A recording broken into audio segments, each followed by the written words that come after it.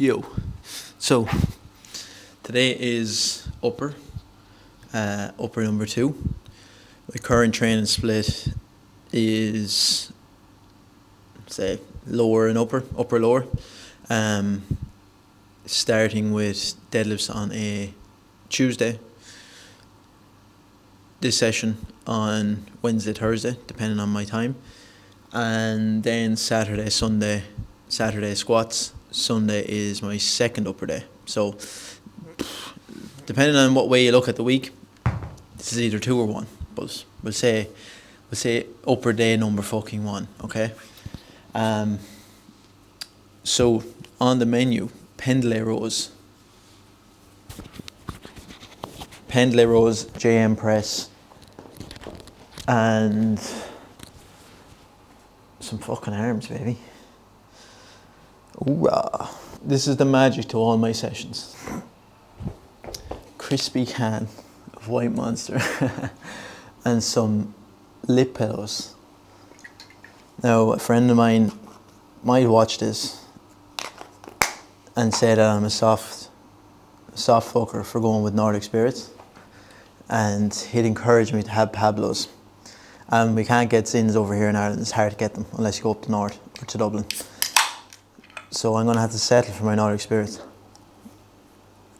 So a little upper lip pillow and a can of White Monster, and we're good to go. So we're going to warm up to 135 on pendlay rows. Want to hit 140 eventually for decent sets. You will see that I do like to use a lot of momentum. But as I come to that top range, so as I pull, I'm initiating a lot of the pull first, and then a small bit of this, and then I bring my chest down and pull that bit harder. Obviously, if you're just fucking using all your body, it's not going to be optimal, man. What I'm going to do is I'm going to bring you back. Buddha. Okay, 120 is going on the bar for a little saucy double. I'm soon approaching the end of my diet. I'm currently looking, I would say, pretty sharp. I'm going to take a progress picture after this session, if I have time. The aim is to get this done within the next hour and a half.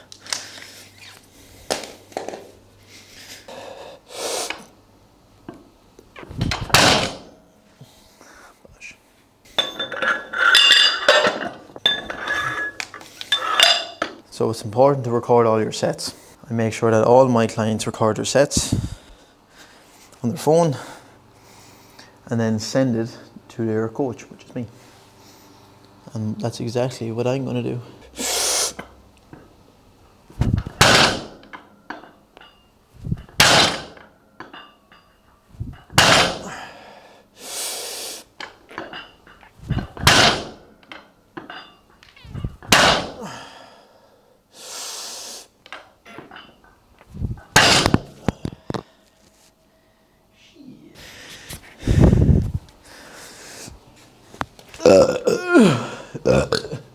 Excuse you. Probably need to pull a little bit harder initially from the floor.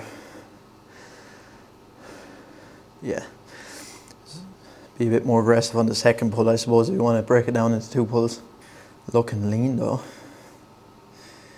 God damn. So log it into my app.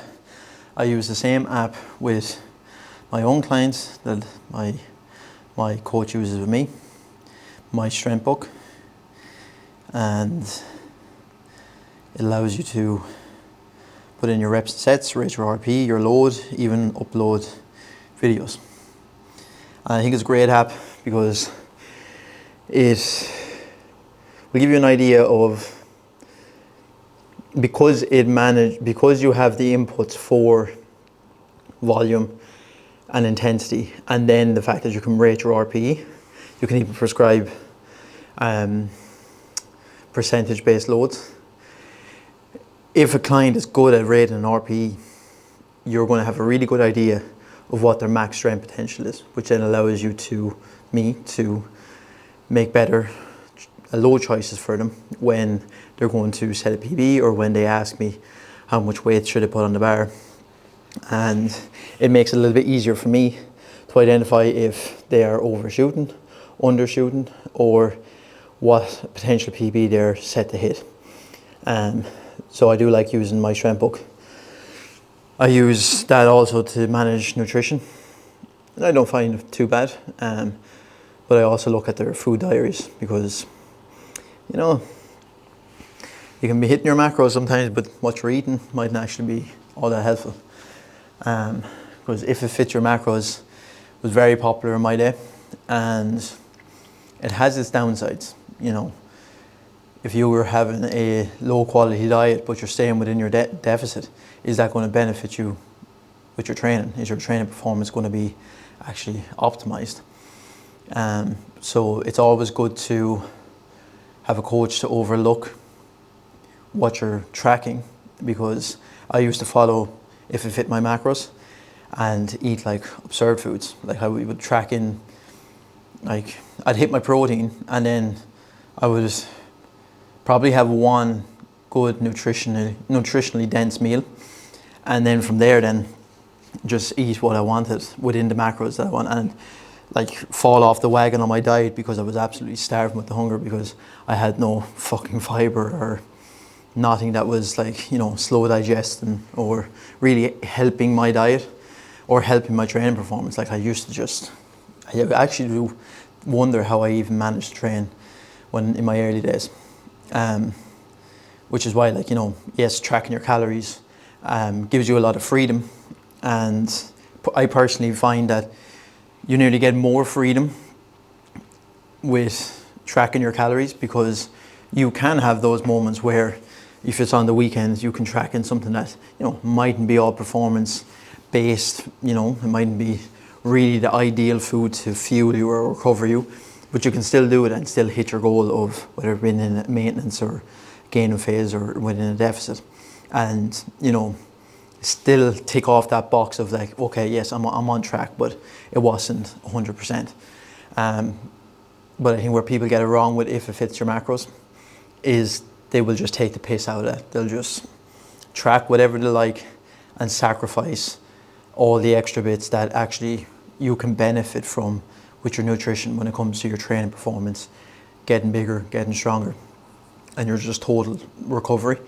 And I think, you know, as I said, people that follow If It Fits Your Macros, when they take the piss, they don't benefit as much, because they're not looking at the totality of their diet and the quality of that and how it's going to improve the performance, which is the big driver of creating more gains. Is that you're performing well in the gym, you're able to train hard, you're able to repeat that output, and being able to do that on a constant basis is through the quality of your food.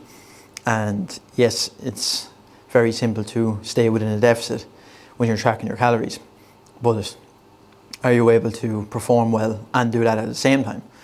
And that's why, you know, overlooking my clients' food logs alongside them tracking their calories, I can, you know, guide them in the best way possible to making better food choices and still hit their calories and macros, so that they can stay within their deficit, their gaining phase or maintenance, and improve the quality of their nutrition so that they can perform better, get bigger, get stronger. And so if you are following If It Fits Your Macros, don't be too loose with it. You know, it's really not going to benefit you if you are just having a lot of processed foods and ticking off the protein box like what I used to do. Set number 2. I'm going to chance 8 this time. Be a little bit more aggressive. Keep in mind, I'm doing this with no tunes playing. Just you and me, baby. So it's raw. Raw as fuck.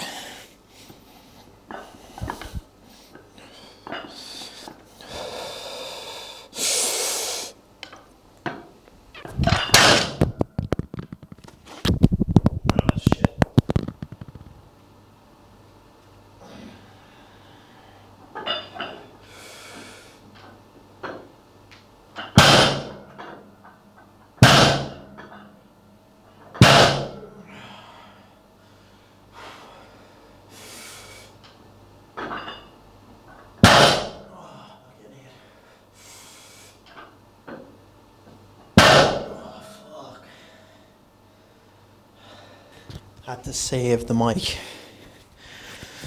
Ah, puta madre. Okay, so 6 reps. Gonna go last week because I'm checking my strength book app.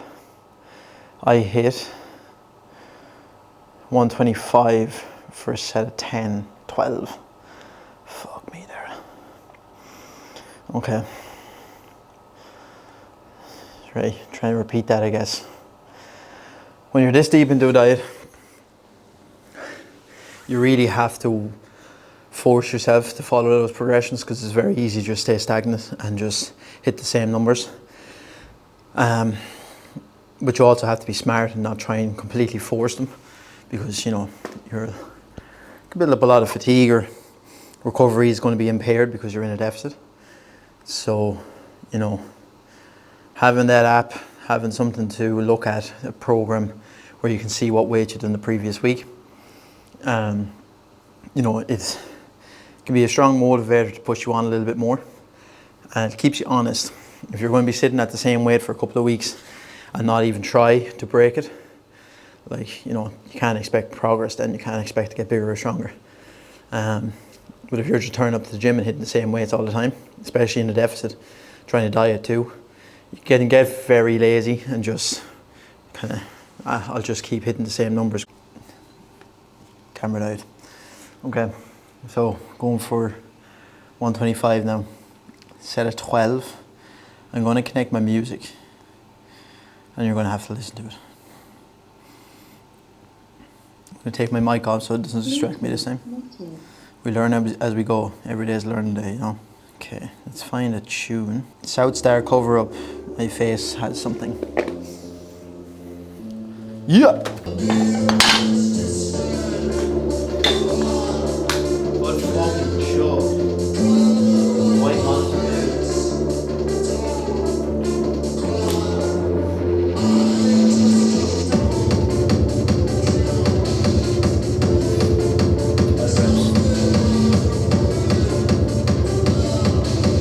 Nothing but a peanut.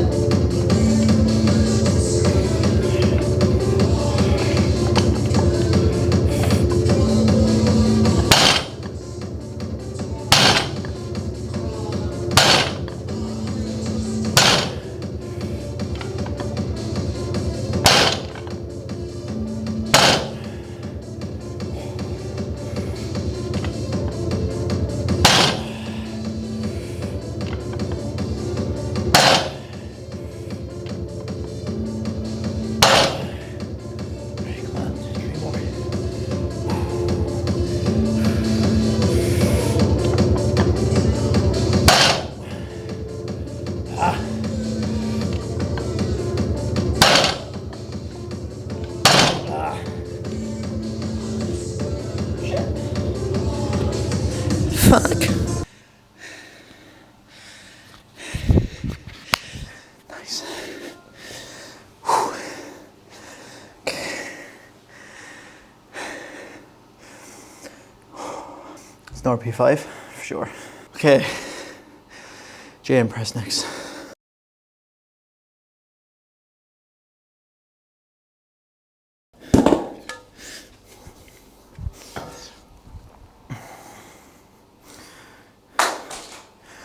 Okay. Bit of a love-hate relationship with JM.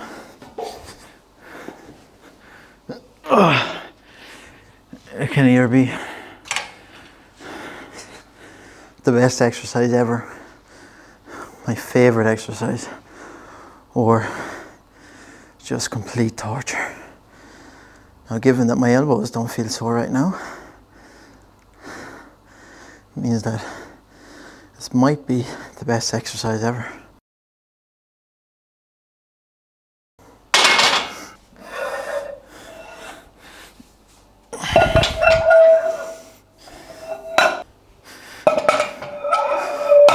So the goal is to hit 70 kilos for a set of 8 today. Should be manageable.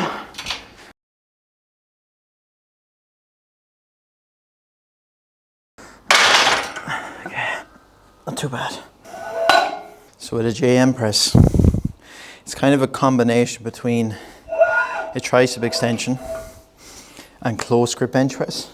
The key really is to turn it into neither, but that can be difficult, especially with a barbell.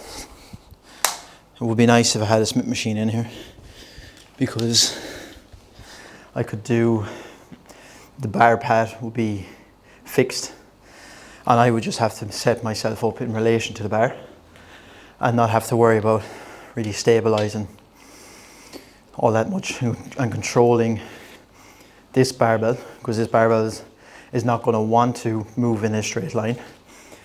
It's going to just move whatever way it has to. The key is to keep the tension on your triceps and just try and move through your elbow as much as possible. So what some guys make the mistake of doing is they will, as they're coming up, they'll do a bit of this. They'll let this shoulder roll forward and they will internally rotate at the pec or at the shoulder, trying to leverage some of that pec to help that bar come up. And it's quite difficult to not allow that to happen. You have to really focus on moving through the elbow, but especially when a barbell that is not fixed is coming down towards your neck, you know, and it gets sticky around that RP8, RP9 zone. You know, I wouldn't blame myself or my clients for doing that. For me here by myself, it most likely will happen if I start to struggle. Okay, 8 big ones. All right, let's go.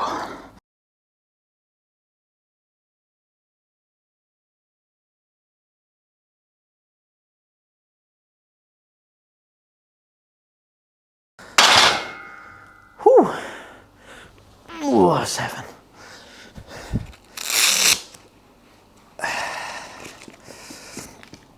I'll take 7. Nice. But 2 back offs, 8 to 12. Easy money. I want to voice over this part because, to be honest with you, I was talking so much shit that I can't fit it into the actual video. So I was basically saying about how it's important to look at your training and your progress as long term and look at it over 2-3 years, and that I've gained that experience myself just from coaching and doing my own work. So yeah, it's a lot easier now because I know what to expect. And what I meant there was I know what it's like now, or I know what to expect now, based on doing cycles of gaining and cutting and helping clients do that. And that it's very easy for lads to get stuck in the same place and not make any progress because they're too afraid to commit to one or the other. So they end up looping into this cycle where they never really make any progress. Oh my God. I've got nothing left. Pretty successful set, my guy. Okay, single arm pull downs next. So here my camera died halfway through the conversation that I'm going to be having in a couple of seconds. So I'm just going to voice over here and talk to you through what I was saying. So what I find difficult by training by myself, I have my own gym, as you can see, and there comes times where you kind of have that want to, train with other people, and that not being in a gym and the gym environment does take away from training sometimes. I will say, because I am a coach and I have a lot of experience training by myself, and I'm kind of a hermit anyway, I am self-motivating. I can motivate myself. But all of the best training sessions I've ever had are with someone or in a gym. And I've basically discussed here that I go to Limerick City Gym. Oh, no, sorry, that's a different gym. I go to Urban Barbell in Limerick City, and I train there every Saturday, every second Saturday. I haven't been there now in a while, but purely because I want to be around guys that are stronger than me. And if you are the strongest person in your gym, it's probably time that you find a new gym, because you're not going to have anyone to compare to.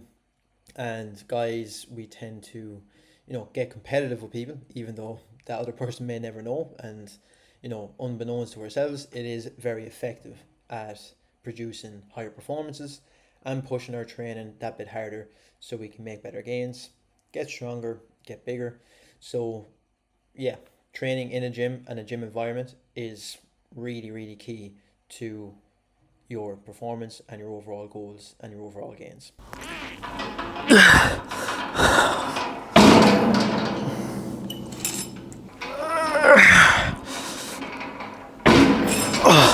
Nearly there, folks. 15 minutes is the plan.